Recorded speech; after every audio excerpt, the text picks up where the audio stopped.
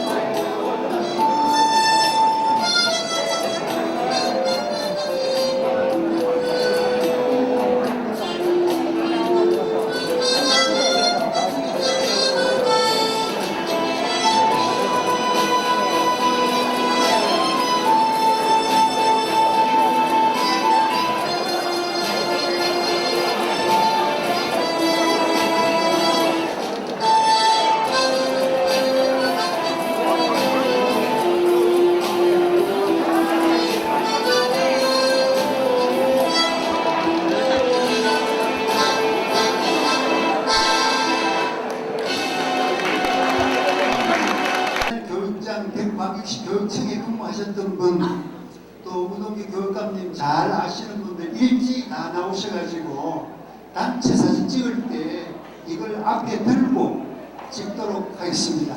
기대해 주시기 바랍니다. 예, 고맙습니다. 출정식 모습입니다.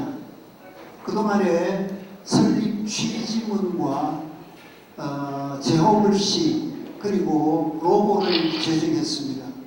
추진 방향과 지향점을 언론에 홍보하였습니다.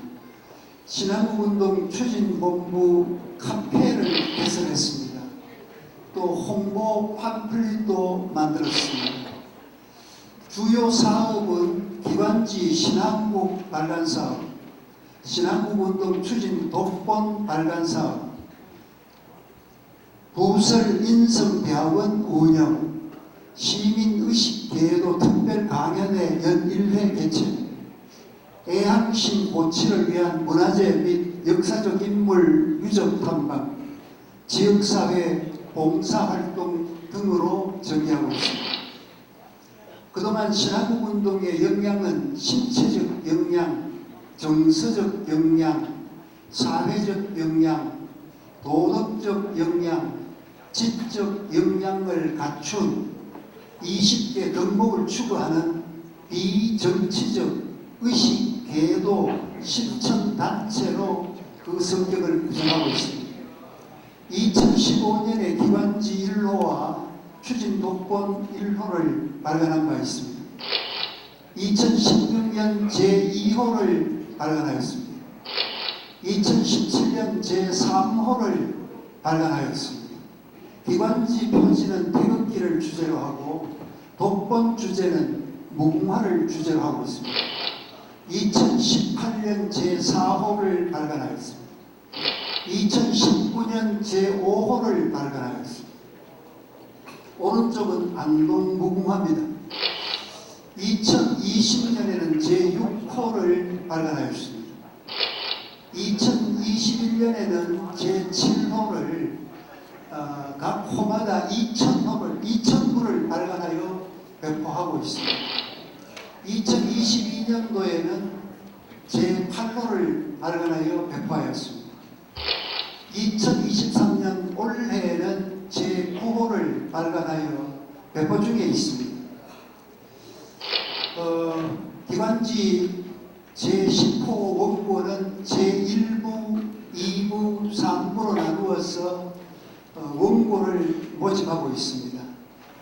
오늘 받으신 책자 뒤편에 원고 모집 요령이 나와 있습니다. 참고하시기 바랍니다. 그동안 부설인성 대학원에서는 지금까지 모두 제10기를 운영하였는데 현재 186강을 진행하고 있습니다. 한 기마다 120명 정도가 참석해서 지금까지 연인은 약 2만 명이 참여한 바가 있습니다.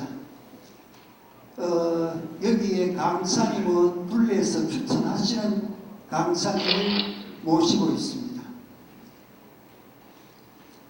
이홍재 서예가께서도 오셔가지고 강의를 하신 바가 있고 또 퍼포먼스도 진행한 바가 있습니다. 그리고 시민의식 선양대회 제1회 대회는 이동근 박사를 모셨습니다. 2015년입니다. 2016년에는 조갑재 월간조선 대표이사님을 모셨습니다. 당시 모습입니다. 그리고 제3회는 김충남 박사님을 모셨습니다. 당시 모습입니다. 제4회에는 김병일 전 도산선비문화수련원 이사장님을 모셨습니다. 당시의 모습입니다. 그 다음 제5회 특강은 김주영 소설가님이 맡으셨습니다. 당시의 모습입니다. 오늘 제6회 명사 초청은 코로나 때문에 3년 동안 진행을 하지 못하다가 오늘 우동기 지방시대위원회 위원장님을 모시고 이제는 지방시대 다시 뛰는 대한민국이라는 주제로 진행하게 되겠습니다. 우동기 위원장님은 영남대 총장, 대구광역시 교육감, 대구가톨릭대학교 총장, 국가균형발전위의 위원장을 거쳐서 지금은 지방시대위원회 위원장으로 애쓰시고 계십니다. 잠시 뒤에 모시겠습니다.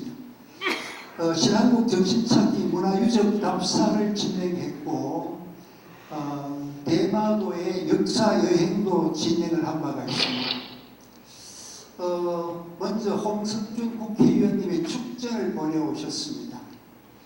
축전 내용은 너무 길어서 다 읽을 수는 없고 발췌해서 말씀드리겠습니다. 풍요로운 계절, 청명한 하늘과 함께 할 수 있는 가을 제6회 시민의식 계도 강연회 개최를 진심으로 축하드리며 오늘 뜻깊은 행사를 준비해 주신 신한국운동 추진본부 신후석 회장님, 초대 이사장이신 서장학 이사장님, 오늘 특별 강연을 맡아주신 우동기 위원장님을 비롯한 관계자 여러분의 노고에 대해 깊이 감사의 말씀을 드립니다. 지방 분권과 지역 균형 발전은 앞으로 미래 우리 대한민국의 가장 중요한 역할을 하게 될 것입니다. 오늘 특별 강연회를 통해 수도권에 집중되어 있는 대한민국의 미래에 대한 문제의식을 가지고 해결 방안을 모색하는 뜻깊은 시간이 되길 바랍니다. 아래를 생각하겠습니다. 도착 순으로 조재구 남구청장 축전을 세 번째 문단부터 낭독하겠습니다. 오늘 우동기 위원장님의 강연을 통해 우리가 이러한 문제점을 함께 고민하며 진정한 지방 시대를 맞이하기 위해 뜻을 같이 하고 적극 동참하는 자리가 되기를 바랍니다. 저도 전국의 228명 시장, 군수, 구청장 협의회 대표회장으로서 대한민국 어디에서나 살기 좋은 지방시대 구현을 위해 최선을 다하겠습니다. 그 다음에 이인성 국회의원님 축전입니다. 중간부터 낭독하겠습니다. 지난 9월 14일 대통령님과 함께 부산에서 열린 지방시대 선포식에 함께했습니다. 대통령님께서도 대한민국 어디에서나 살기 좋은 지방시대를 선포하신 가운데 정부는 지방시대의 비전과 전략을 핵심 국정 과제로 채택하며 중요성을 강조하고 있습니다. 아래는 생각하겠습니다. 그 밖에 축전 및 경축기를 보내오신 분 순서입니다. 강은희 교육감님, 김용환, 유성걸 의원님, 임병헌 의원님, 유규하 전구청장님, 윤석중 동구청장님, 이태훈 달서구청장님, 강민구 대구시당 위원장님은 오늘 직접 참여를 하셨습니다. 강민구 위원장님 어디 계십니까? 네, 안녕하세요. 반갑습니다. 이 자리에 오신 모든 분이 다 내비심으로 시간관계상 일일이 개인 소개를 다 올리지 못함을 양해하시기 바랍니다. 다만 앞에 계시는 6분을 소개드릴까 합니다.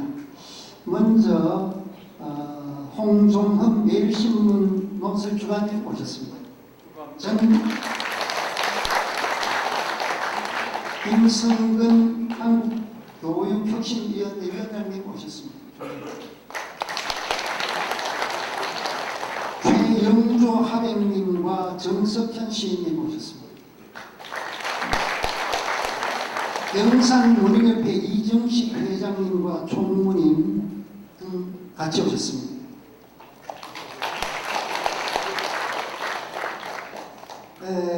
그 다음에 옥골 최씨, 최진돈 종손님께서 오셨습니다. 남수의 김정수 부회장님을 비롯해서 남수의 회장단들 오셨습니다. 함께 일어서 주시죠.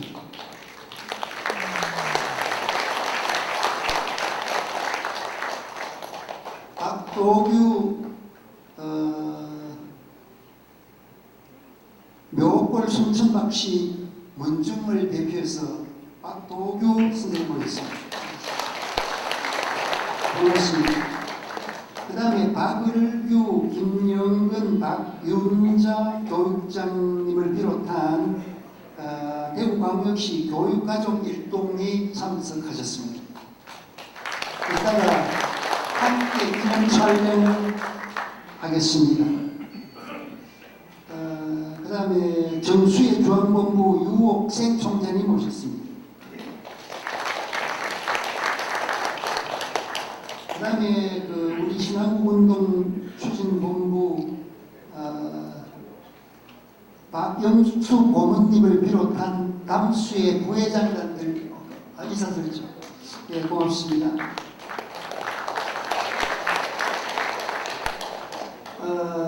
그 다음에 대구광역시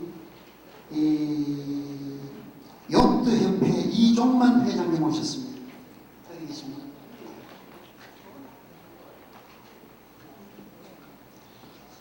미처 소개드리지 못한 분은 시간 관계상 어쩔 수 없음을 양해해 주시면 고맙겠습니다.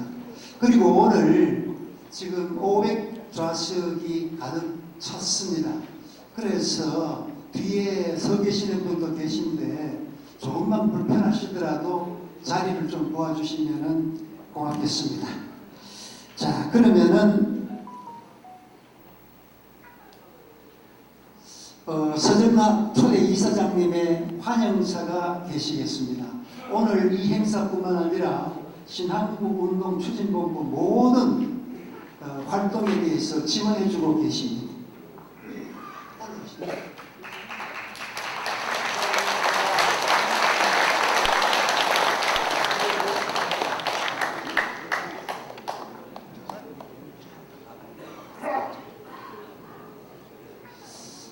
서준학 초대 이사장님은 영남대 건축공학과를 졸업하시고 주식회사 진명 엔지니어링 건축사무소 설립을 하셔서 지금 대표이사로 계십니다. 안동고 총동창 회장, 안동향후회 초대 회장, 대구시 안동시 장학회 이사, 그리고 현재 담수회 회장님으로 계십니다. 예, 반갑습니다. 오신 데 모두 수고했습니다. 제가 2015년도에 신한국 운동을 창조했는 정신을 조금 말씀드리겠습니다. 우리 대한민국이 해방 이후에 참 고무신도 못 신던 시절에서 여기까지 왔는데 돌이켜보면은 그 우리 대한민국의 정신이 있었겠나, 이 정신을 살려서 대한민국의 세계 인류 선진국으로 만드는 정신 개동 운동을 해보자 하는 게 목적이었습니다. 왜 그러냐면 지금 우리가 조선조에 보면은 온고 지신만 하다가 그 발전이 없었죠.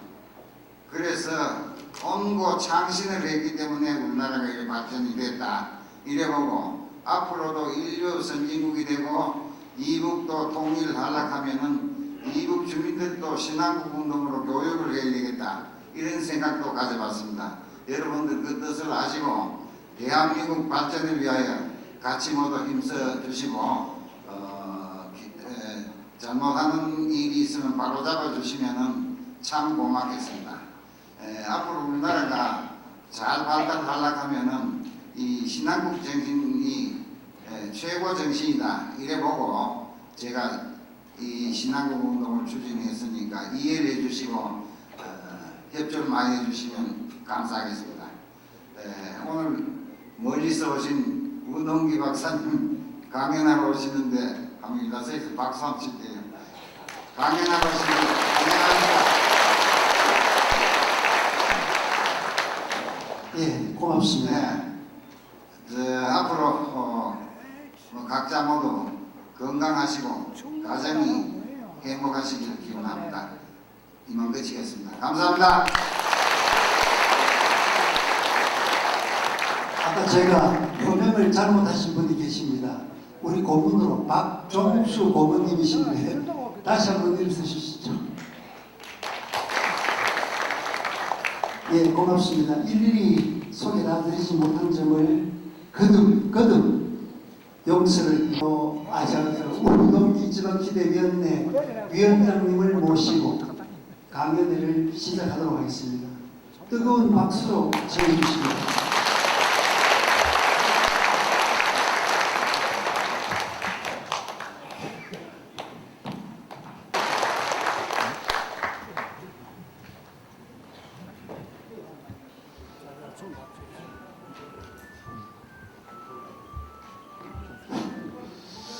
예, 오늘 정말 오랜만에 여러 어르신들 또 저희 동료들 이렇게 한 자리에 모였습니다. 또 그저께 명절을 잘 보내시고 오늘 우리 한국이 한반도에 대한민국을 연 개천절에 여러분과 함께 나라 걱정을 하게 되어서 정말 기쁘고 다행스럽게 생각합니다. 오늘 이 자리는 제가 강의하기 대단히 어려운 자리입니다. 제 중학교 1학년 때 저를 가르쳐 주신 지금 선생님이 여기 와 계시고 저보다 더 젊어 보이십니다. 한번 최영도 선생님 좀 소개해 드리겠습니다.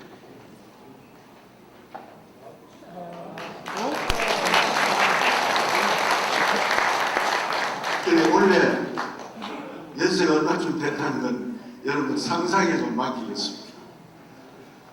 또 저와 함께 대구 교육을 이끌어갔던 교육장님들, 선생님들 함께 이렇게 해주셨고 또 고향 후배들, 또 제가 교육감직을 할 때 신안군운동 추진본부가 결성되고, 또 대구 교육을 바로 세우려고 애쓸 때 다음수에서 여러 가지로 정치적으로 우리 학생들의 교육에 많은 도움도 주셨던 것입니다.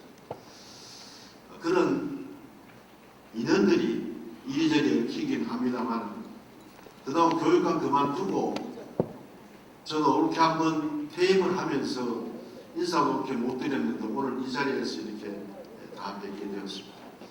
저는 그동안 교육감 8년을 마치고 영국에 공부하러 좀 갔다가 돌아와서 1960년대에 우리 학생들이 대한민국 최초의 민주운동을 일으켰던 2.28 민주운동 기념사업회에 일을 좀 하다가 그러다 다시 또 교육계로 돌아갔습니다. 대구 가톨릭대학교 옛날 교성여대인데 이 지방대학에 110년 된 대학이 학생 모집을 못할 정도로 어렵게 되었습니다. 거기서 일을 하다가 윤석열 정부 출범과 함께 국가균형발전위원회 일을 맡게 되었습니다. 그 기관이 지방국권위원회를 조직하고 합쳐서 지금 지방시대위원회로 지난 7월 10일부터 조직 명칭이 바뀌고 기구가 확대되어서 서울에서 사무실을 두고 종합청사에서 근무를 하다가 이제는 지방시대라는 슬로건을 내걸고 중앙부처의 공무원들도 사무실도 서울에 있을 필요가 있겠느냐, 힘들지만은 이제 지방에서 좀 틀을 잡자고 해서 세종시로 이사를 해서 거기에서 근무를 하고 있습니다. 신안국 운동이나 지방시대, 이제는 지방시대, 대한민국 한번 다시 뛰어보자는 그 정신적 맥락은 같습니다. 시민사회에 신안국 운동이 있다면은 정부의 국정 운영의 새로운 운동이 지방시대입니다. 그거는 중앙정부의 국정 운영의 축을 서울 중심에서 수도권 중심에서 지방으로 옮기겠다는 대단한 통치 철학의 변화를 의미를 하고, 국정 운영의 기조가 중앙 권력 중심의 국정 운영이 아니라 지방 중심의 국정 운영의 축으로 바뀐 것을 의미합니다. 지난 대선을 한번 생각해 보면은, 지난 대선 때 우리 대한민국이라는 공동체가 지속 가능하게 발전이 되어야 하는데, 해방 후에 정말 공식도 못 쉬다가 이렇게 살게 된 나라가 영원히 발전할 수 있겠느냐, 우리 후손들에게 더 훌륭한 나라를 넘겨줄 수 있겠느냐 한번 생각해 봤을 때 가장 걱정되는 것이 세 가지가 있었습니다. 대한민국이라는 공동체가 지속 가능한 발전을 하기 위해서 부딪힌 위기는 저는 세 가지로 정의를 했습니다. 첫째 하나가 안보 문제입니다. 한미일 안보 체제가 굳건하지 못하고 북한은 핵무장을 하고 미국과 중국의 화해 무드가 다시 냉전 체제로 넘어가면서 한국은 중간에서 대단히 어려운 지경에 놓여 있었습니다. 이런 대한민국의 운명이 지금까지 한국 전쟁을 겪을 때는 미국과 소련이 냉전 체제에서 패권 다툼으로 우리는 한국 전쟁까지 겪었습니다. 그러다가 미국과 중국이 국교를 트면서 화해 무드로 돌아가면서 우리는 그에 뒤따른 경제적 이득을 대단히 많이 봤습니다. 그러던 미국과 중국의 관계가 요즘 삐걱거려서 다시 미소 패권에서 더 나아가서 미중 패권 다툼까지 일어나게 되어서 한국은 그야말로 고립문에 빠진 지역이었어요. 그러나 이 문제는 윤석열 정부가 출범하면서 한미일 안보 동맹 체제가 다시 회복되면서 더욱 굳건해지면서 이제는 어느 정도 가닥이 잡혀졌지 않나 생각을 합니다. 나머지 두 개 문제는 국내 문제입니다. 하나는 저출산 문제. 세계에서 제일 먼저 망할 나라가 대한민국이라고. 인구가 적어서 지방의 소멸의 문제가 아니라 이제는 우리 세대 다음 세대쯤 되면은 대한민국의 소멸을 걱정해야 될 만큼 인구 문제가 심각한 지경에 놓여 있습니다. 또 하나의 문제는 한 나라 안에서 이렇게 소득의 격차와 살림살이의 크고 적은 격차가 이렇게 클 수 있겠느냐? 수도권이라면 서울과 인천, 경기를 말합니다. 요 땅 면적이 우리 남한 면적의 11.8%밖에 되지 않습니다. 12%가 되지 않습니다. 여기에 사는 사람 숫자가 벌써 2019년부터 시작을 해서 50%가 넘었습니다. 국회의원 수도 50%가 넘었습니다. 하루 쓰는 카드 매출액은 78%까지 되고 있습니다. 대한민국에서 쓰는 카드 사용액의 78%가 수도권에서 쓰여지고 있습니다. 대기업 본사라든지 R&D 시설이라든지 이거는 더 말할 게 없습니다. 더욱이 그 중에서 가장 심각한 안을 한번 들여다보면은 청년들의 집중도가 2배나 더 심각해졌다는 사실입니다. 그것도 수도권 안에서 서울은 고령화되어 가고 있고 젊은 사람들은 서울 안에서 살 수 없으니까 경기도로 나와서 살게 됩니다. 이런 구조가 되어버렸습니다. 이건 여러분 생각해 보면은 세계적으로 유례가 없는 사실입니다. 우리나라하고 1970년대, 80년대에 인구로서 밀도가 가장 높은 나라가 일본과 한국과 방글라데시였습니다.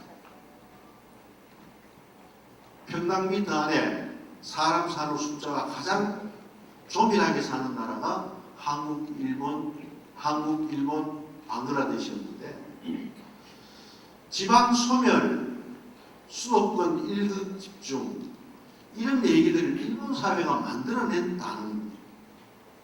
근데 그런 나라는 32%의 인구가 수도권에 집중되어 있고 경제력은 오사카를 중심으로 하는 관서지방이나 도쿄를 중심으로 하는 관동지방이나 큰 차이가 없습니다. 여러분, 우리는 서울 가는 것을 상경이라고 합니다만 일본 사람들은 상경이라 하면 교토 가는 사람을 상경이라고 합니다. 도쿄 가는 사람을 하경이라고 합니다.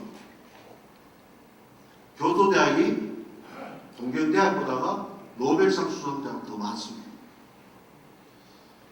우리 경제인단체연합회를 정경련이라고 하고 요즘 이름을 한국경제인연합회 한경련으로 바뀌었습니다만 일본은 이게 두 개가 있습니다. 관동을 중심으로 하는 도쿄를 중심으로 하는 관동지방의 경제인단체연합회와 오사카, 교토, 나고야를 중심으로 하는 경제인단체연합회가 하나 있는데 이 두 기구가 일본의 경제를 이끌어 나가고 서로 비등비등한 기분을 가지고 있습니다. 그런데도 일본은 고령화를 맞이하면서 수도권 문제를 그렇게 심각하게 생각합니다. 우리로 보면은 한 20% 가까이 차이가 나는데도 불구하고 지금 한 10여 년간 32% 선에서 안정된 구조로 가고 있습니다. 그 다음 나라가 프랑스입니다. 프랑스는 18%밖에 되지 않습니다. 수도권에 집중되어 있는 인구가. 세계적으로 봐도 이런 나라가 없다. 여러분 축구를 하려면 운동장을 10개 써야 되는데 5분의 1도 안 되는 국토 면적에서 아웅다웅 경쟁하다 보니까 젊은 아들은 애도 마친 겁니다. 여러분 우리나라의 학교 출산은 두 젊은 남녀가 가정을 이루면서 낳는 아이가 한 명도 안 되고 0.78명이라고 하는데 서울은 0.5명이 되지 않습니까? 0.5명이 되죠. 왜 이렇게 됐을까? 이 세 가지 문제는 우리 공동체가 어떤 방법으로든지 해결하지 않으면은 대한민국이 지속 가능하게 잘 살 수 있고 잘 사는 건 둘째치더라도 생존할 수 있느냐 안 느냐 하는 그러한 벽에 부딪히게 됩니다. 대단히 심각한 문제. 여기서부터 비롯되는 문제가 많은 문제가 있습니다. 지방에 있는 재산과 서울에 있는 재산과의 소득 간의 격차 문제, 젊은이들의 집중 문제. 그러다 보니까 대학이 문을 닫습니다. 지방대학은 유치원하고 어린이집은 벌써 문 닫기 시작한 것은 2005년부터 문 닫기 시작했습니다.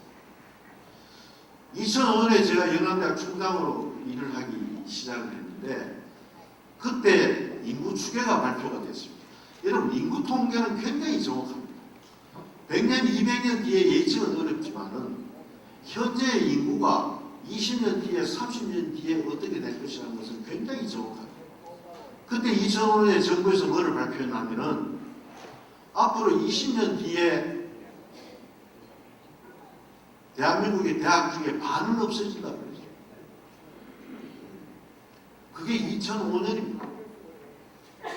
그때부터 어린이집과 유치원은 원화들이 줄어들기 시작합니다. 여러분 작년에 대구에 아이가 몇 명 태어난지 아세요? 네? 작년에 10,000명에 3명 모집됩니다. 10,000명이 안 됩니다.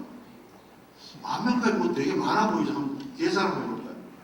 여러분 초등학교 하나에 적정하게 배수를 하면 한 반에 20명으로 편성합니다. 지금 거의 20명 되는 학교는 요 수성구 몇 개 제외하고 지금 없을 겁니다. 그러면은 500반이거든요. 500반. 10,000명을 치더라고. 500반이면은 초등학교 하나에 규모로 따진다면 10반씩 배정을 하면은 학교 50개만 있습니다. 대구 시내 지금 초등학교 274개가 있습니다. 274개 초등학교가 여러분 5년 뒤, 6년 뒤 되면은 50개로 줄어요. 50개.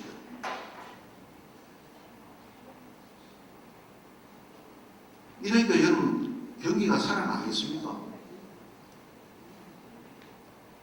돈 쓸 애들이 없어집니다. 이게 나라 전체로 생각해서 학교 출산율이 뭐 0.78이다 실감이 나지 않지만은 구체적으로 여러분 가정을 생각해 보시고 대구 전체 학교 수를 계산해 보면은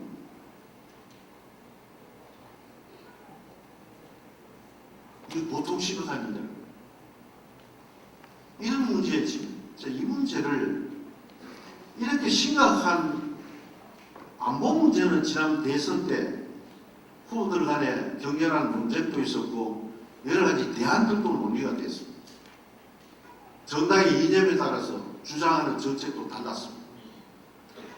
저출산 문제하고 수도권과 지방 간의 불균형 문제는 어떤 후보도 이 문제를 정책도 내놓지 않았고 문제도 제기하지 않았습니다.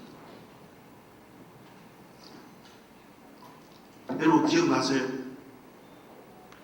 당선된 윤석열 대통령께서 저출산 문제를 어떻게 해결하겠다는 대안 들어보셨어요? 수도권과 비수도권 불균형 문제를 어떻게 하겠다고 들어보셨습니까? 이재명 후보도 똑같았어요. TV 토론에 한 번도 이 문제가 논의된 적이 없습니다. 우리는 이 문제를 대통령이 어떤 생각을 가지고 있는지도 모르고 대통령을 뽑았습니다. 제가 대학 총장을 하면서 지방대학 문제 때문에 두 후보를 다 만났습니다. 인식은 하면서도 실제로 답이 없습니다. 이게. 그러니까 서로가 싸움을 회피하는 거예요. 아무도 질문도 안 하고 아무도 내 생각은 어떤데 당신 생각은 어떠냐는 논의도 없었습니다.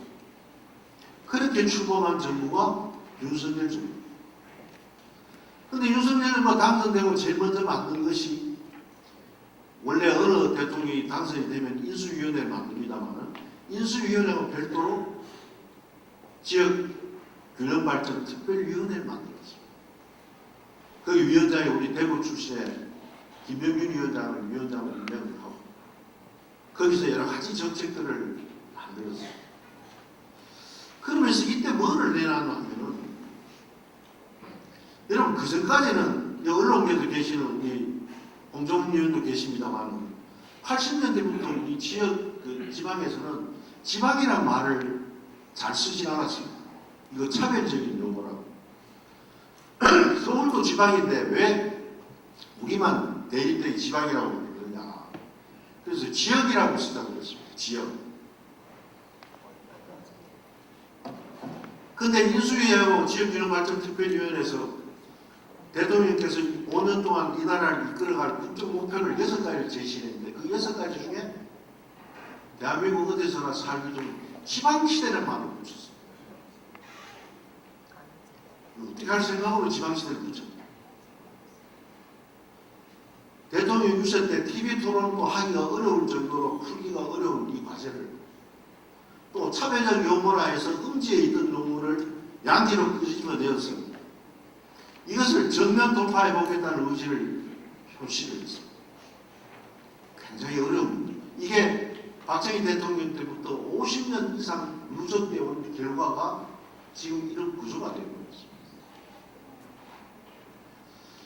그런데 이런 세 가지 문제 또 국내적인 두 가지 문제도 살펴보면은 정말 우리를 나라를 이끌어왔던 지도자들의 미래에 대한 해안, 국정에 대한 철학이 얼마나 깊었느냐는 것은 이 균형발전 정책이 1970년대부터 시작이 돼서 지금까지 이루어지는 과정을 한번 살펴보면 분명하게 알 수가 있습니다.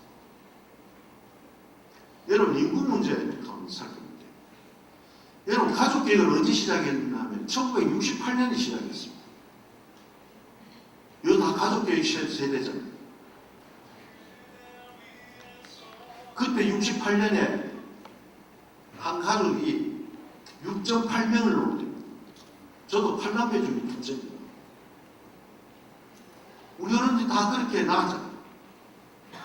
그러니까 밀도는 제일 높고 먹고 살기 어려운데 애를 많이 낳았을 때 애를 해서 둘만 낳아서 잘 기르자 하는 것이 1968년부터 시작이 됐어요. 그것이 박정희 대통령이 주창을 했습니다.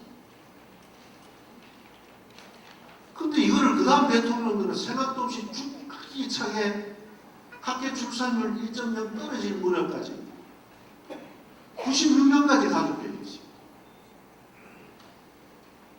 2.0만 떨어져도 위기가 시대에 돌아가는데 여러분 가족계획 협회가 언제 없어졌나 하면 96년에 없어졌어요.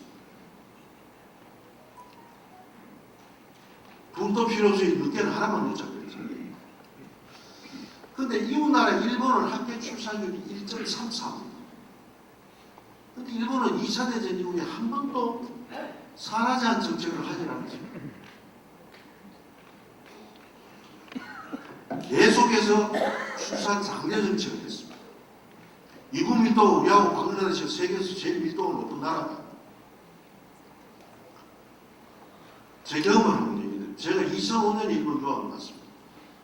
2살짜리 애를 데리고 둘째는 뱃속에 있어서 갔는데 보호소에 가서 외국인 등록을 하니까 보호소에 검사를 해서 검사 받아서 임시 판정이 되니까 그때부터 모든 게 무조더라고요. 저는 세금도 내지 않는 유학생. 그러면서 육아수당을 주더라고요. 첫째 애한테. 임시 판정 받으면 그때부터 모든 게 무조예요. 둘째 애가 나서 둘째 애까지 받으니까 지금 정확한 기억은 나질 않는데 우리 4인 가족 한 달 생활비의 반이 애 둘로부터 받는 육아수당 가지고 먹고 살았습니다. 그런 정책을 폈어요. 근데 세계 가족계획, 세계 인구가 너무 많다 해서 중국하고 가족계획 할 때 그 운동을 주관하는 단체가 유네스코인데 유네스코의 운영비의 80%는 일본이 됐습니다. 나쁜 말로 하면은 일본 저건 애들 놓으면서 다른 나라 내놓지 못하도록 했어요.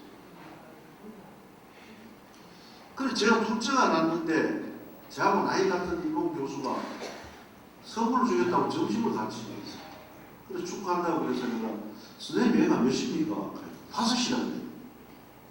엄격결에 제가 뭐라고 했냐면 선생님 야만인이라고 했어요. 여러분 그때 2005년 6년에 여러분 기억 85년 6년에 기억 대선을 보면은 그때 돈 오는 사람은 전부 야만이라고 했어요. 우리 몸도 하나밖에 안 됐습니다. 둘째가 만약에 쌍둥이를 낳으면서 쌍둥이 태어나는 중에 하는 의료보험 혜택도 못 받았습니다. 그렇게 했습니다. 그 이 사람이 뭐라고 하냐면 내 야만인이 돼도 좋은데 너는 한국이 먼저 망하나 일본이 먼저 망하나 보자. 저는 그때 얼마나 인구 문제에 무질했느냐 하면 제가 지역개발, 도시계획, 도시경영 이런 공부를 하면서 인구하고 밀접한 관련 있는 공부를 하러 갔고 그런 공부를 국내에서 했는데 인구 문제에 대한 인식이 그리 높지 못했습니다. 그러면서 이 사람이 프랑스 월드컵 대표팀을 안 봐라. 색깔이 같느냐. 그때 프랑스 월드컵 대표팀을 보니까 정말 뭐 색깔이 다양하더라고요. 색깔이. 프랑스가 인구가 줄어드니까 아프리카에서 이민을 받아들였습니다. 예. 이민을 받아들여서 그런 사람들이 청소 노동자라든지 프랑스인들이 하기 싫은 일들을 했습니다. 지금 세계에서 가장 공동체가 불안한 공동체, 통합이 가장 안 이루어진 나라가 프랑스입니다. 지난번에 나토 총회할 때 프랑스 대통령이 참석하느냐 뭐하느냐를 걱정을 했습니다. 국내 정세가 워낙 불안하죠. 제가 프랑스에서 학생들 데모하는 걸 봤는데 한국 데모는 데모가 아니에요. 고등학생들이 여러분 프랑스는 대학 개혁을 하면서 파리 대학을 파리 1대학, 2대학, 그러니까 서울대학, 고려대학, 육세부로 대학 이름을 전부 숫자로 붙였습니다. 학교 평준을 하겠다고. 그래서 프랑스 학력이 막 떨어졌습니다. 그래서 프랑스 내국인은 입학 시험이 없습니다. 학력이 떨어지니까 지금 프랑스 정부에서는 어떻게 하면은 학생들의 학력을 끌어올릴 수 있을까? 그래서 대학 입시 제도를 부활한다고 고등학생들끼리 나와서 데모하면 무엇을 유태고 무엇을 넘어뜨리고 이런 나라가 된 나라가 프랑스입니다. 그 얘기를 저한테 하더라고요. 결국 인구가 모자라면은 한국이나 일본이나 노동 집약적 산업으로 인구를 가지고 먹고 사는데 이민을 받게 될 텐데 이민을 받게 되면 한국이 얘기하는 그때만 해도 우리는 죽기 싸게 단일 민족이라 했잖아요. 다문화라는 얘기가 85년에 나오진 않았습니다. 올림픽 전에. 그때 이민 문제를 한국에서는 어떻게 한 거예요? 그러면서 홍콩 사례를 드립니다. 여성들의 사회 진출이 높아지고 소득 수준이 높아지면은 산하제한 정책을 하지 않아도 저절로 애를 안 옵니다. 그래서 우리 교수들이라도 애를 낳아야 되지 않겠나. 그래서 저는 5시 놓는다. 제가 정말 그때 부끄럽게 생각했어요. 그런 일본이었습니다. 근데 그런 일본이 지금 산하제한 정책을 한 번도 안 했는데 지금 학교 출산율이 우리 한 2배 정도 1.34. 그것도 부비가 만나서 부를 놓지 않고 하나 반 정도밖에 놓지 않습니다. 그렇게 세월이 바뀌는 거예요. 이번에 윤석열 대통령이 장올봄 초에 아랍에미레이트를 방문하셨잖아요. 그래서 아랍에미레이트가 가상 정권이 이란인데 어떻게 하면은 그 사람들은 인구가 절대수로 적으니까 학교는 전부 공짜고 집도 주고 그거다 애 하나 놓으면 3억씩을 준대요. 그런데도 애를 안 놓는다는 거예요. 그런데 이란은 학교 출산율이 7.2명인가 그랬대요. 그러면서 아랍에미레이트 국왕이 돈 가지고 해결하는 거라 이거. 사회 시스템을 바꿔야 됩니다. 그리고 국토의 공간 구조가 달라져요. 이런 얘기를 한다는 얘기를 들었습니다. 이러한 과정들을 다 겪었습니다. 그럼 우리나라는 이 문제를 어떻게 해결해요? 특히 수도권의 집중된 균형 발전 문제는 정말 박 대통령하고 뗄래야 뗄 수 없습니다. 이분이 70년대, 60년대, 70년대에 우리가 지금 오늘처럼 한국이 잘 살게 된 배경에는 농촌에서 살기 어려워서 야만 도주하다시피 새벽밥 해먹고 중앙선 타고 서울 올라가는 이 사람들이 사는 몇 분이 돼서 산업 전사가 돼서 오늘날 대한민국을 만들었습니다. 그때 하루에 제일 많이 서울의 인구가 늘어날 때가 7만 명씩 늘어납니다. 그래서 대통령이 이러다 그때 서울 인구가 680만이었는데 이러다가는 국토가 불균형 선택입니다. 그때 두 가지를 차단을 했던 겁니다. 첫째 하나는 안보적인 측면으로서 휴전선에서 평양과 거리, 휴전선에서 서부 간의 거리를 따져보니까 우리는 반도 안 되잖아요. 암호적 측면에서 서울에 몰려있는 것이 위험하다. 그래서 두 가지 조치를 했습니다. 하나는 행정수도를 옮기겠다. 그래서 임시행정수도 건립을 위한 백지계획을 26번짜리 보고서를 계획은 철저히 그때 벌써 박 대통령 그 책 보고서에 보면은 토지 투기가 일어날 텐데 투기를 어떻게 막을 것이라는 토지 공개념을 70년대 초반에 도입을 했습니다. 그 책에 그렇게 되어 있습니다. 토지거래 허가제, 수도를 지을 자는 토지거래 허가. 그거 요즘 쓰고 있는 제도죠. 그게 지금은 세종이 아니라 공주를 중심으로 하는 지역이었습니다. 그러면서 한편으로 수도권 정비계획법이라는 걸 만들었습니다. 서울에는 300명 이상의 제조업체는 입지를 못하겠습니다. 공장을 큰 공장을 못 짓겠습니다. 그러니까 동남해안 벨트로 산업지구가 형성되고 북미가 생기고 이렇게 포항이 생기고 남해안 일대, 남해안에서 서해안에 걸쳐지는 그 일대가 산업단지화되는 그런 정책을 폈습니다. 그 결과 물론 영원함의 불균형 문제도 생겼습니다. 그런 관계 고속도로가 개통이 됐습니다. 그러면서 고속도로가 개통될 때 뭐를 생각하셨냐면 일본의 신간센이 개통되고 나서 일본의 구조를 보니까 교통수단이 발달하면은 도시가 양극단만 발달하는 거예요. 땡기고 밀리는 힘이 있어서 그걸 빨대 현상이라고 부릅니다만 이거에 의해서 오사카하고 도쿄만 커지고 그 중간 도시들이 양극단으로 좀 몰려가는 현상을 양극단으로 발전하는 현상입니다. 이분이 그때 그걸 걱정을 했어요. 그때 대한민국의 지역개발학계에서 믿는 가설은 뭐였냐면 교통, 통신, 정보가 발달하면 할수록 균형 발전이 이루어진다고 믿었습니다. 그 유럽의 학문이었는데 균형 발전이 이루어지고 서울에 살 필요가 없어지고 지방이 더 잘 살게 될 것이다. 그러면서 이분은 일본의 사례를 보면서 야, 우리 중심부에는 허리를 키워야 되겠다. 잘못하면 서울과 부산 두 개만 남지 않겠나. 이런 걱정까지 했어요. 그건 학자들도 생각하지 못했던 상황이죠. 그래서 대전을 중심으로 행정수도하고 72년에 대덕연구단지를 만들기 시작했습니다. 대덕연구단지. 근데 결과적으로 보면은 대전을 중심으로 하는 것이 대전하고 서울이 보면 통합된 구조로 가고 있는데 충청도 이북은 서울이랑 다름이 없습니다. 완전히 불행홀이 되고 있어요.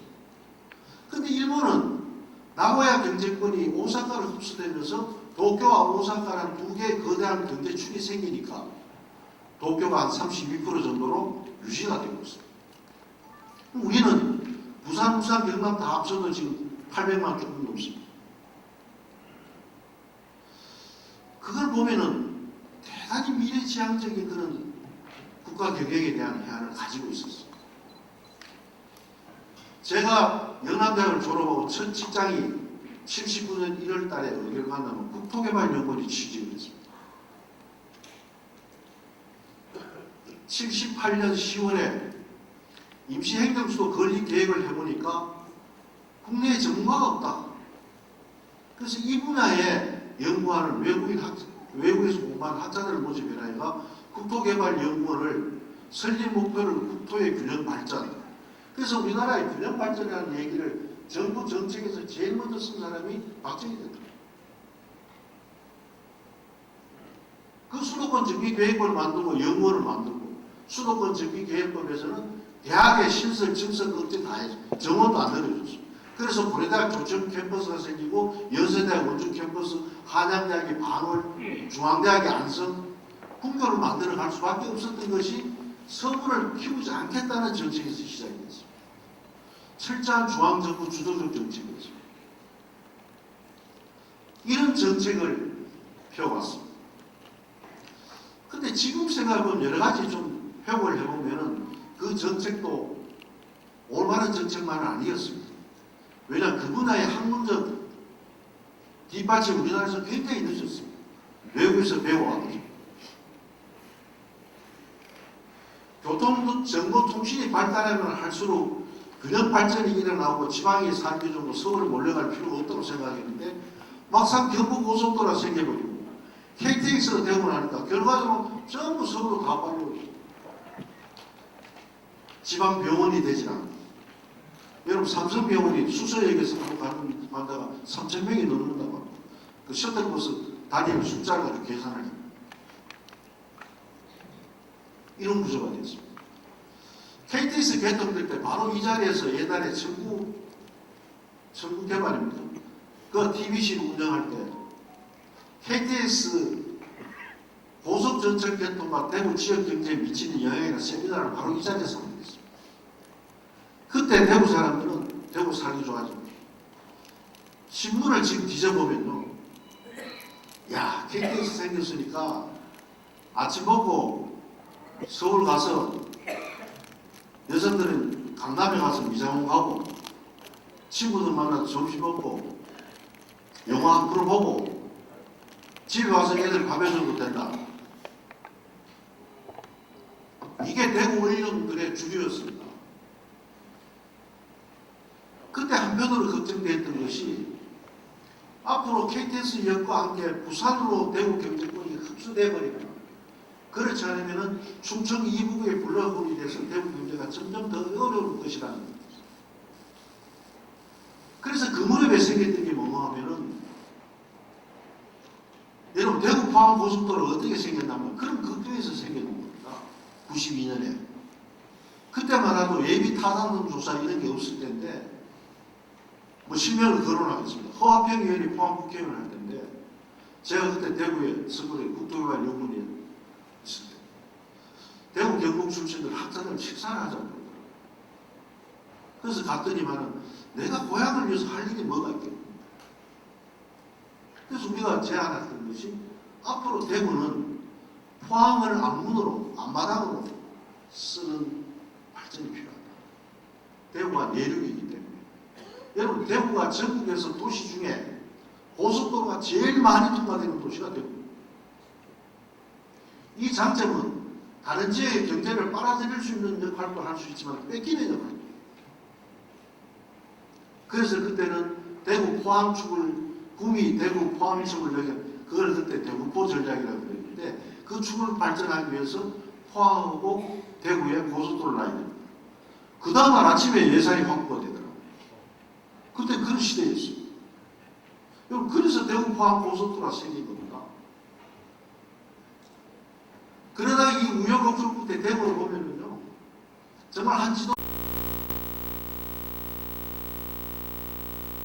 수도권 기능 재배치를 위한 국가 균형 발전 이런 배치를 받으면서 수도권 정비 계획법 초안을 만든 팀의 배정을 받았습니다. 지금 가장 강력한 수도권의 경제 활동과 교육 활동을 규제하는 법이 수도권 정비 계획법입니다. 이번에 작년도에 이 제안을 받고 참 묘한 느낌이 들더라고요.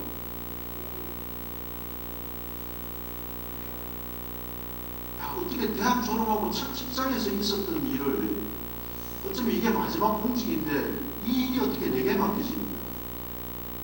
그때 주변에 아는 사람들이 말리더라고요. 그거 가서 될 일도 아닌데 가서 뭐 그냥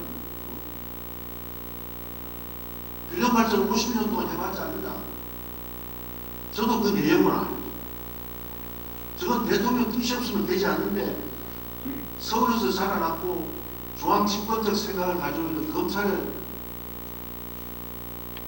계셨던 대통령이 지방 문제에 그렇게 관심이 있겠나. 단순한 정책 기재수지 아니냐.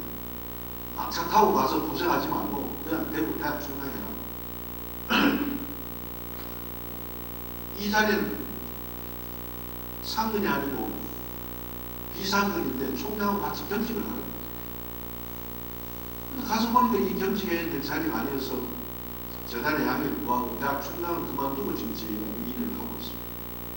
참 묘하더라고요. 야, 이게 어떻게 이런 뭐 처음부터 시작한 일을 퇴직 때까지 하는 사람도 있지만 저는 그동안에 많은 중간에 변화를 겪으면서 마지막에 처음 했던 일을 또 하게 됐구나. 그래서 수도권 정기개혁이 강력한 규제 정책이었는데 그리고 하나는 행정수도는 대통령이 그만 78년에 돌아가시는 바람에 수도를 못 옮겼습니다. 그게 노무현 대통령이 받아가지고 지금 세종을 만들게 됩니다.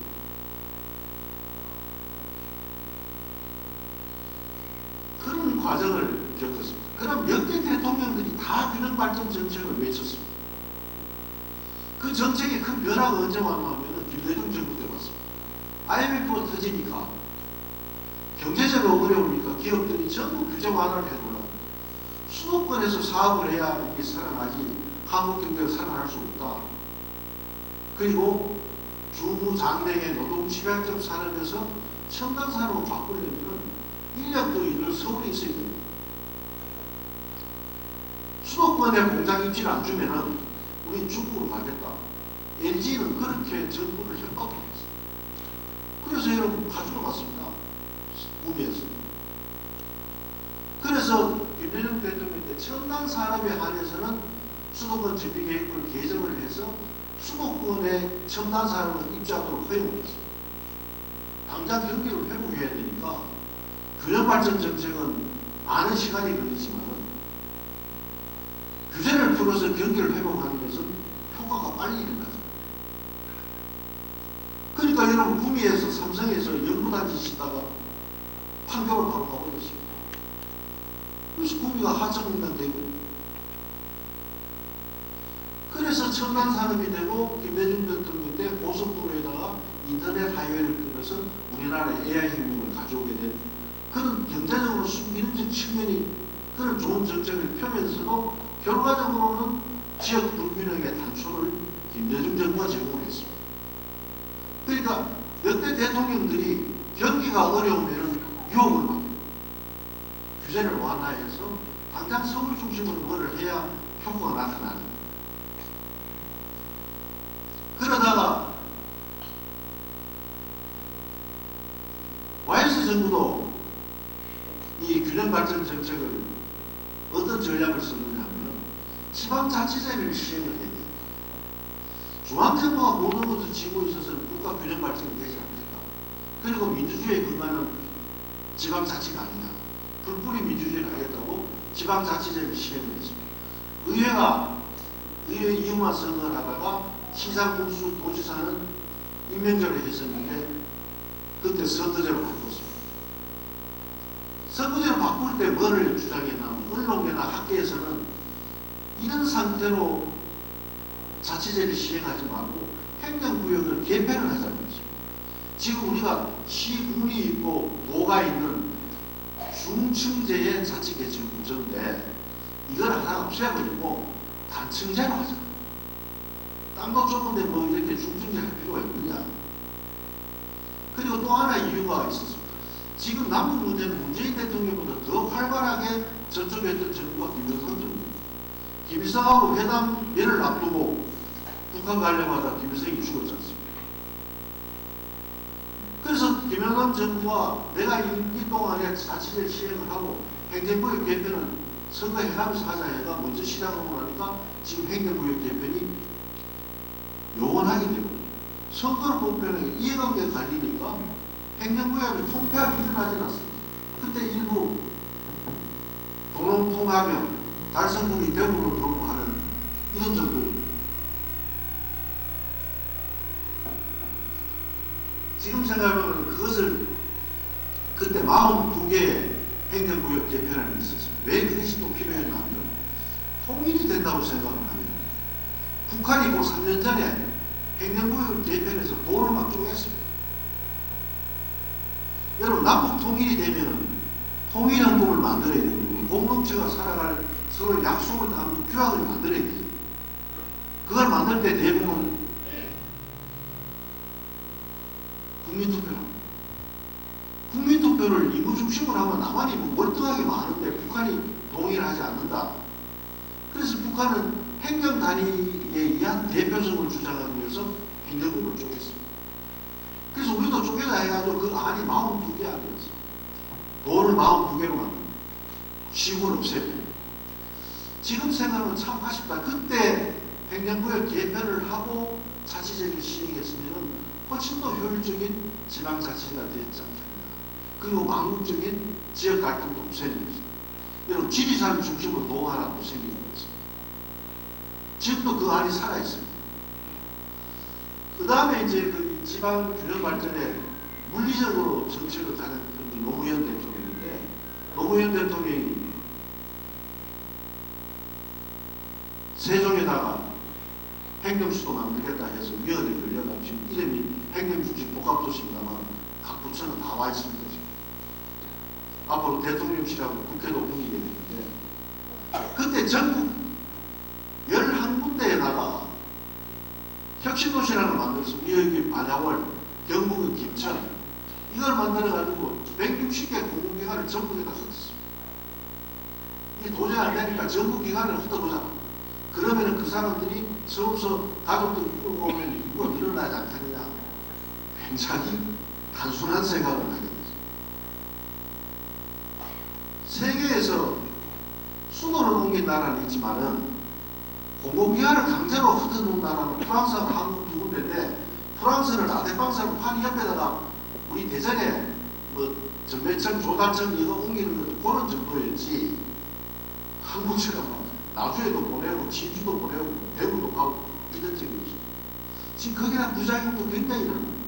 여러분 혁신도시 되면은 지금 요즘 취업되는 애들은 대구 경북 애들이 30%를 무조건 뽑아야 되니까 그 친구들은 여기 살고 점점 정착률도 없습니다만 아직 여전히 서울에 집 있는 사람 아이들 주말에 올라가지 내려오질 않습니다. 지금 판단을 해보면은 그때 10몇 군데를 줄 것이 아니라 5대 광역시 그게 여러분 요즘 얘기하는 광역 경제권이라는 얘기입니다.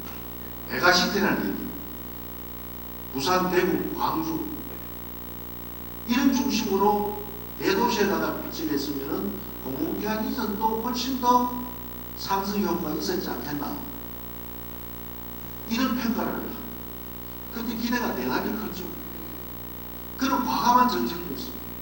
지금도 하나 생각하면 대단히 아쉬운 정책이 박근혜 정부가 시행했던 상조경제입니다. 상조경제. 정말 아쉽습니다. 우리가 지금 지역개발하고 국민을 얘기했던 정치들이 내가 정책자 하면은 대기업을 끌고 오겠다. 여러분 삼성을 뭐 한번 해보려고 얼마나 대구 시장에서 얘기했었습니다. 역대 시장들이 그래 애를 써도 삼성에 돌아가신 이건희 회장이나 이재용 회장 만난 사람이 없었습니다. 삼성 국명운동까지 하니까 저기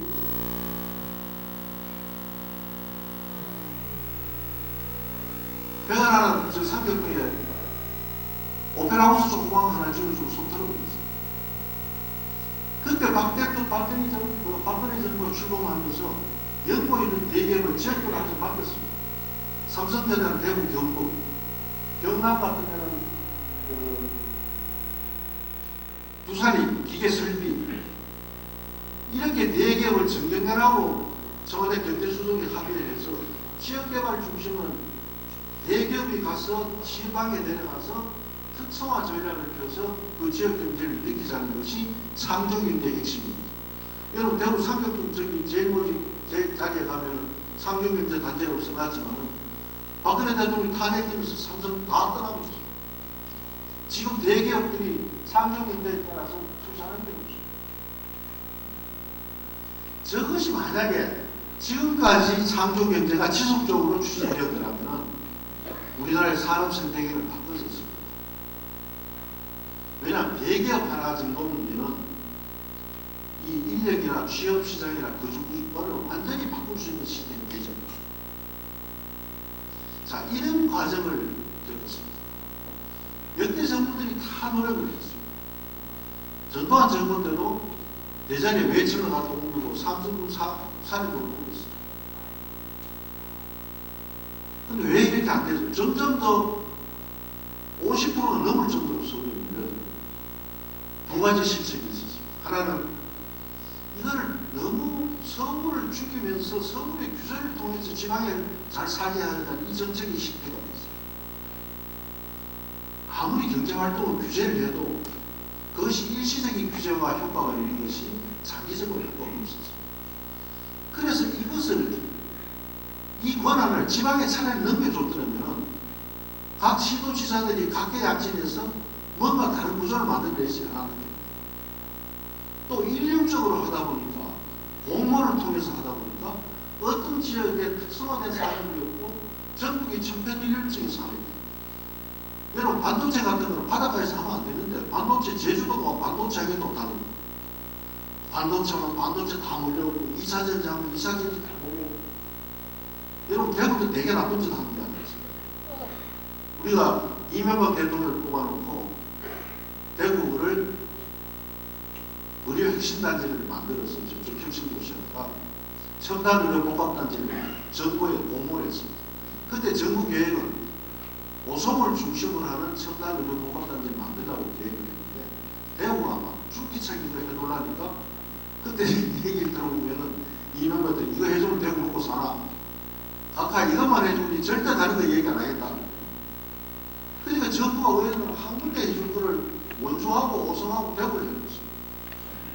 대구 혁신도시에 의료기구 연구소들이 돈 받고 들어온 게 26개가 들어와 있다가 다 떠나고 지금 하나도 없어요. 다 먹혀버렸어요. 그래서 지금 충청도 사람들이 그때 우리라도 살게 해줬으면 되는데 왜 원주하고 대구가 끼어들어가지고 우리 보상이 하는 이런 얘기죠. 그러니까 지역 특성 없이 전국이 경쟁을 하다 보니까 힘자랑하다 보니까 이런 구조가 됩니다. 또 하나는 아까 말씀드린 대로 정보와 교통통신이 발달할 때 여기에 대응하는 승자 독식의 경제 구조가 될 것이라는 것을 우리 정부도 생각을 못했고 학계 교수부터 생각을 못했습니다. KTX가 개통이 되고 인터넷망이 갖춰져서 전국의 교통통신이 발달하면 할수록 분산 효과가 일어날 줄 알았는데 분산 효과가 아니라 서울에 더 집중돼서 이업종 간의 정보 교류에 의한 부가가치가 더 커진다는 그런 사실을 모르고 우리는 정책이 됐습니다. 굉장히 뼈아픈 이제는 지역개발학계의 가설이 정보통신이 발달하면 할수록 승자 독식 구조가 된다는 것이 이제 정설로 됐습니다. 그럴 때 DJ가 시작해서 인터넷 하이웨이가 첨단한 산업화 구조가 될 때 한편으로 박 대통령이 시행했던 경부고속도로 때문에 부산으로 다 몰릴 거를 허리를 키워야 된다서 대전을 중심으로 투자를 한다든지 하는 이런 전략적 접근을 우리 역대 정부는 아무도 하지 못했습니다. 이 두 가지가 지금 50%까지 이런 기형적인 국토공간 구조가 됐다. 그러면은 윤석열 정부는 어떻게 하겠다는 거예요? 무슨 자신이 있어서 역대 정부는 균형발전 정책을 국토부와 산자부의 부처 중심의 정책이었습니다. 정부가 몽땅 나서서 균형발전하겠다, 지방산업을 발전시키겠다는 정책은 펴보지 못했습니다. 또 하나는 아까 말씀드린 음지에 들어있던 용어를 양지로 끌어내서 정말 이거 정면 돌파를 해보겠다. 이걸 어떻게 접근을 하냐면 경제적 효율성이냐 높냐 낮냐를 따지지 않고 인간 본연의 권리라는 측면에서 지금 이 공정한 거냐, 헌법에 보장된 공정성, 기본권이 보장되느냐 안 되느냐. 왜 한 나라에 살면서 같이 세금을 내면서 어떤 데는 살기 좋은 곳이고 어떤 데는 살기 불편한 곳에 살아야 돼요. 이 정권은 굉장한 변형을 일으킬 수 있는 정부 운영의 혁명적 생각입니다. 차별 금지에 해당됩니다. 불균형은 차별이라고 씁니다. 그래서 기회의 공정성을 주장합니다. 그래서 저도 여기에 사실을 가졌던 건 처음에 윤 대통령이 취임하고 나서 언론에서 많은 비판을 했습니다. 그때 두 가지가 있었는데 지방시대 그러는데 제가 정말 지방시대 할 뜻입니다. 외국에 나갔다가 다시 리쇼어링 다시 돌아오는 기업들, 유통기업들의 수도권을 입주시켜 주겠다. 또 첨단학과 반도체 학과의 수도권에 정원 늘려주겠다는 것이 취임하자 한 달 안에 그 정책이 발표가 됐습니다. 그전에는 수도권 정기 계획법에 따라서 수도권에 대한 정원을 못 늘리게 되어 있었죠. 그러니까 막 들끓기 시작한 거예요. 이거 쇼구나. 근데 과연 이 정부 초기에 일종의 정부 정책들이 부처 간의 정합성을 이루지 못한 시기에 발표됩니다. 이거 지금 전부 거의 보완이 다 됐습니다. 사실 외국에 갔다 돌아오는 기업은 서울에 들어올 수가 없습니다. 반도체를 제외하고 나머지 사람은 서울에 하도 땅값이 비싸고 인건비 비쌌습니다. 지금 일본은 우리나라 인건비의 반입니다. 제가 91년에 공무마치고 들어올 때 대학생 초임이 직업 대졸 초임. 여러분 일본의 도쿄의 명동이라는 긴자거리에 라면집이 됩니다. 라면집이 된다는 것은 임대료가 싸기 때문에 라면집이 됩니다. 일본에서 일하는 근로자들이 지금 한국으로 들어오고 있습니다. 지금 서울에 호텔마다 관광객들이 들어서 있는데 중국인이 지금 일본에는 눈 닦고 볼 수 없습니다. 그러나 일본에 가서 있는 관광객은 한국 사람들은 전부 몽땅 지금 일본에 가고 있습니다. 이런 구조가 되어 있는데 외국에서 하던 기업들이 서울에서는 생존을 할 수가 없어서 몇몇 특수한 업종을 제외합니다. 반도체 문제도 편입생 문제가 지방대학을 유리하게 만들었고. 자, 그러면 어떻게 할 거냐? 아까 말씀드린 대로 불균형 발전은 기회의 균형이라는 측면에서 기본법적 측면에서 접근하겠다. 최근에 이런 것이 그래서 지금은 아마 시도지사들께서 대통령에 대한 지방시대 정책에 대한 균형 발전 정책에 대한 신뢰를 가지게 됐습니다. 처음엔 그렇지 못하더라고요. 제가 세 가지 예를 한번 들어보겠습니다. 중앙지방협력회의라는 것이 옛날에 이걸 뭐 지방장관회의라고 하기도 하고 했는데 대통령이 시도지사들하고 회의를 하는데 이 박근혜 대통령이 이 제도를 만들었습니다. 만들어 회의를 한 번도 안 했거든요. 문재인 정부 때는 이걸 운영을 어떻게 할 거냐는 운영 규정만 만들고 퇴임하기 직전에 점심만 먹고 헤어집니다. 지금 3번 했습니다. 이 회의를 맨 처음에 작년 11월 초에 울산에서 회의를 했는데 정부 측에서 대통령, 총리, 행안부 장관, 국무조정실장, 법제처장 저에 참석했는데 저는 그날 회의 보고 깜짝 놀랐어요. 야, 이 회의 없으시면 지금 시도지사들이 중량도 많이 높아졌지만 대통령 참석 회의는 시나리오가 있는데 이 회의는 시나리오가 없습니다. 시도지사들이 하고 싶은 얘기 다 하고 야, 분위기 살벌하더라고. 야, 이 회의 이제 안 하겠다. 권력 가진 사람이 이 회의를 하겠노?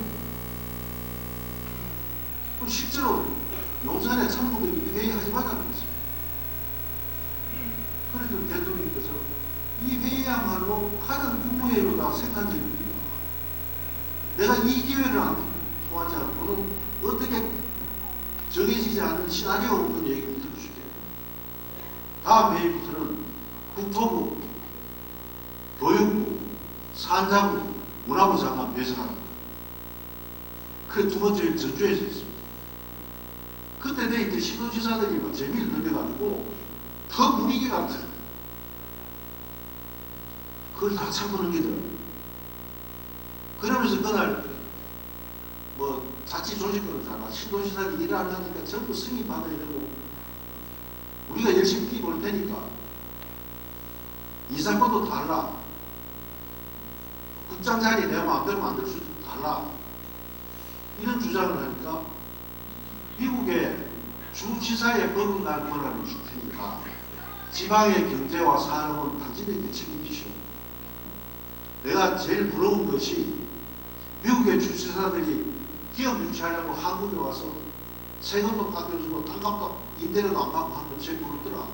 그런 나라 한번 만들어보세요. 그 회의 마치고 저를 부르시더라고.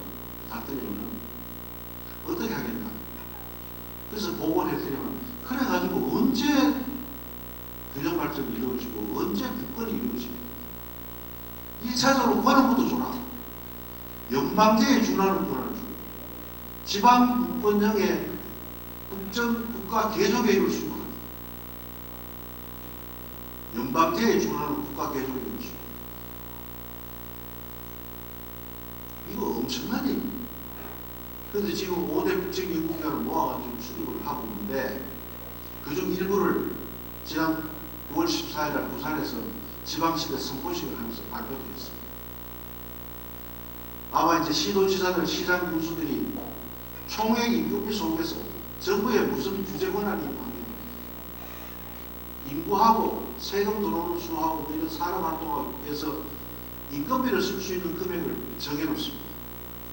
정해놓고 또 뭐 국장 자리는 인구수 따라 어느 분은 국장 몇 명, 어느 분은 국장 없이 과장 몇 명 이렇게 하는데 총액 임금비 속에서는 조직권을 마음대로 해라. 국장을 10명 만들고 20명 만들면 알아서 해라. 이거 이제 풀리게 됩니다. 앞으로 부시장, 부지사, 기획실장, 국가공무원 되는 지방지구에서 지방환경청, 지방노동청, 지방중소기업청 그 돈을 넘겨주자. 이런 이제 제일 먼저를 지방정부가 일을 할 수 있도록 권한을 가지고 그래서 표현을 이래 하시더라고요. 말로만 지방권이라고 그러지 말고 권력분배를 내놔라. 그거를 제일 빨리 제일 신속하게 한 부처가 교육부가 됐습니다. 여러분 인수위 때 교육부는 없어질 부서로 여성부하고 교육부는 없애라고 했습니다. 그래가 시장한 부서가 공무원들 말 잘 안 들으니까 27개 국립대학 사무국장 자리를 전부 없애버렸습니다. 교육부 국장들이 27개 했습니다. 여러분 부처에 국장급 2급, 3급짜리 27개 굉장한 자리입니다. 이걸 전부 하고 총장들이 알아서 뽑고 교수를 뽑든 지방사를 뽑든 누구를 뽑든 알아서 그 사람 다 집에 갔습니다. 그래서 고등교육에 관한 권한을 지금 유초중등은 교육청에 주니까 이것도 국가교육 표준교육과정부터 시작을 해서 지금 손을 대고 있는데 이것도 넘겨줄 테니까 대학도 시도지사들이 이제 관장해라. 그러면서 30개 글로벌 대학을 선정해서 1,000원씩 지원해 주겠다. 중앙부처의 공무원들은 자기 자리가 없어지는데 지금 굉장히 신속하게 고등교육의 권한이 시도를 지금 넘어오고 있습니다. 이제 이런 과정을 겪는데 그 다음에 이제 움직이는 게 행정안전부인데 행정안전부도 이번에 인사로서 이제 되게 됐습니다. 이런 과정에 이제 지방 권한을 찾잖아요. 그래서 권한을 가지고 줄 테니까 책임도 져라. 이걸 하면서 보니까 중앙지가 조선일보나 중앙일보 같은 데서는 지방정부 권한 줬을 때 했나? 세계 정보리 대회, 광주의 정율성 공원, 얼마 전에 거북선 만들어가지고 20억 들어 만들어가지고 뭐 700만 원을 팔았다. 뭐 이런 기사가 나니까 지방정부 믿을 수가 없지 않느냐? 근데는 국가도 부도를 냈습니다. IMF. 그래서 지방의 권한을 줘서 지방 스스로가 여러분 어려울 때 형제간에 부풀이 흩어져 사는 집안 성공하지만 같이 뭉치면 살고 뭐 흩어지면 죽는다 그랬지만 지금 그런 전략 가지고 어떻게 할까요? 권한을 줄 테니까 지방이 돈과 권력과 돈을 이양하겠다. 두 번째 이제 내놓은 게 교육 자유특구였습니다. 서울에 사람이 많이 몰린 이유 중에 하나가 교육 문제인데 역대 정부가 교육 정책을 가지고 균형 발전 정책을 하겠다는 시도를 어느 정도 해본 적이 없었어요. 근데 교육 문제는 워낙 이념적인 문제, 잘 사는지 못 사는지 뭐 이해관계가 다 달라가지고 정말 교육 문제만큼 복잡한 정책이 없어요. 전문가가 가슴이고. 그래서 이거를 전국적으로 하려고 하니까 한국의 시범 사업으로 있는 거죠. 그래서 정부는 애 놓으면 키우고 돌봐주고 하는 보육과 돌봄은 정부 다 책임져라 지방입니다. 학교는 사교육 없이 교육감은 아이를 공부를 시켜야 돼요. 대학, 지역대학 총장들은 그 지역에서 공부한 아이들이 그 지역대학에 갈 수 있도록 입시제도를 바꾸는 겁니다. 지금 그렇게 얘기하면 야, 뭐 지방에 지금 적응 미달이고 좀 서울 가야 되는데 지방대학 풀어주면 뭐하노 하지만 지금 지방의대는 70%, 65%, 70% 서울 아들이 학교하고 있어요. 제가 있던 대학에는 72%가 서울 애들인데 면허점 따면 서울 다 가고 있어요. 대구 지금 이사가 의과대학에 의대 교수가 부족한 현상이 되는 거죠. 경대는 약 80%가 지방대학입니다. 그래서 이걸 바꿔서 원래부터는 40% 이상을 지방아이들 뽑아라. 의대, 약대, 한의대, 치대. 이 의학계열 학과는 지방에서 고등학교 졸업하지 못하면은 한 아이들만 40% 뽑고 나머지 60%가 경쟁을 붙입니다. 근데 교육 자율 투표가 되면 이걸 90%까지 100%까지 늘릴 수가 있습니다. 부산은 부산에는 대학하고 부산시가 협력해서 85%를 전부 부산 아들 뽑습니다. 할 수가 없습니다. 이 제가 교육감 할 때 예를 말씀드린 지역 총장을 요청을 많이 하는데 총장이 별로 달갑게 생각을 안 해요. 왜냐하면 서울 애들 암기도 잘하고 과외 많이 받으면 이대로 뽑아놓으면 국가고시 학교도 잘 되고 아들 가르치기가 편하니까. 근데 이 학생부 종합전형을 해서 지방 아들을 80% 90% 뽑으면 거기에 드는 교육비를 대구가 된다면 대구시가 돼요. 이렇게 하면은 그 지역에 나오는 의과대학이나 약대, 치대, 한의대 나오는 아들이 지방에 정착할 것이고 지방의 의료 인력도 확보될 수 있지 않겠나. 이 얼마나 민감한 이 제도를 도입을 하니까요. 고등학교 3학년 수료에 비해서 대학 정원이 의대, 약대, 치대, 한의대 정원이 제일 높은 데는 전부 서울 엄마들이 아이를 벌써 전주로 이사를 시킵니다. 지금 초등학교 5학년부터는 초등학교부터 이거 다녀야 그 특례 입학에 해당이 됩니다.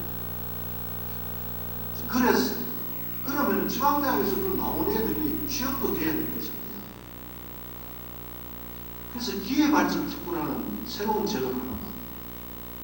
이거는 공업단지를 만드는 정책이 아니고 그 전에 지금 기존에 있던 산업단지를 좀 더 활성화시키고 첨단 산업으로 구조조정을 할 수 있도록 산업의 생태계를 바꿀 수 있도록 파격적인 국세를 지원하는 정책입니다. 지금까지 산업단지 정책에는 법인세나 지방세 정도 감면을 해줬습니다만 이번에는 양도소득세부터 근로자들의 노동력 확보를 하기 위해서 근로소득세까지 감면하는 정책입니다. 정부가 내놓을 수 있는 카드는 마지막이 아니야. 수도권에서 이전해온 기업은 가업을 자식한테 넘겨주기 위해서 회사를 넘겨주기 위해서 가업 승계 상속이라는 제도가 있습니다. 그건 현재 매출의 5천원까지인데 이거를 1조에서 1조로 늘리자. 그러면은 중견기업 이상이 지방으로 내려올 수 있다. 조사를 해보니까요. 법인세를 감면해 주는 건 기업하는 사람들 별 흥미가 없어요. 어떻게 하면 이 재산을 내 자식한테 넘겨줄 수 있느냐. 그래서 상속세가 워낙 높으니까 우리나라가 상속세에 대한 정책을 이번에 도입합니다. 이거를 광역시는 100만 평, 도는 150만 평 정도로 전부 나눠줍니다. 그럼 그것도 그 권한은 시도지사인데 다 줘서 시행령 가지고 하지 않고 시도가 조례를 만들어서 시도 간에 경쟁을 붙여서 기업을 얼마든지 유치해 올 수 있어요. 그러면은 대우 같으면 A라는 지역에 기회발전 듣고 몇 년 하다가 어느 정도 효과가 달성되면 다른 지역에서 또 할 수도 있고 그걸 두 개, 세 개 나눌 수도 있고 지금 제일 기업하는 사람들이나 시도지사가 관심이 높은 자리가 기회발전입니다. 여기 되면은 여기 일자리 아까 말씀드린 지방특별행정 가서 중소기업청 이런 거 하고 지방의 기능을 키우면은 공공부문에 약 한 30% 정도의 일자리가 늘어납니다. 그러면은 지방대학 나온 아이들이 서울에 가지 않더라도 일자리를 가질 수 있지 않겠나. 이 정책이 윤석열 정부의 가장 큰 3대 정책입니다. 그래서 하나는 일자리 문제에서 기업 발전, 하나는 교육을 가지고 교육은 가장 어쩌면 서울보다가 승부가 빨리 날 수 있는 것이 교육 문제입니다. 교육 문제가 해결이 되면 저출산 문제도 해결할 수 있습니다. 지금 농촌이 출산율이 훨씬 높지 않습니다. 그래서 이런 정책을 가지고 윤석열 정부가 이제는 지방시대 대한민국 5만 불로 다시 도약하기 위해서는 정신운동은 신앙운동 공부라면 국가 국정운영의 축은 지방에다가 국정운영의 중심축을 서울에서 중심에서 수도권 중심에서 지방으로 옮기고자 하는 것이 윤석열 정부의 지방시대의 비전과 전략입니다. 경쟁으로서 고맙습니다.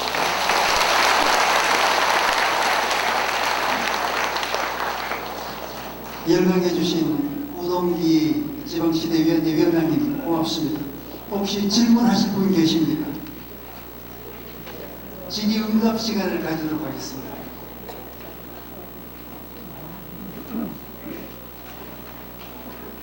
질문이 없는 것 같습니다. 예, 고맙습니다. 예.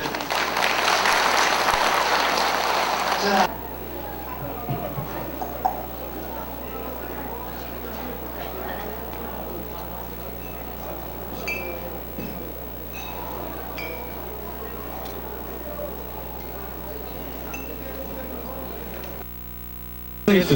목걸이 빼고 넣어드릴게요. 700원.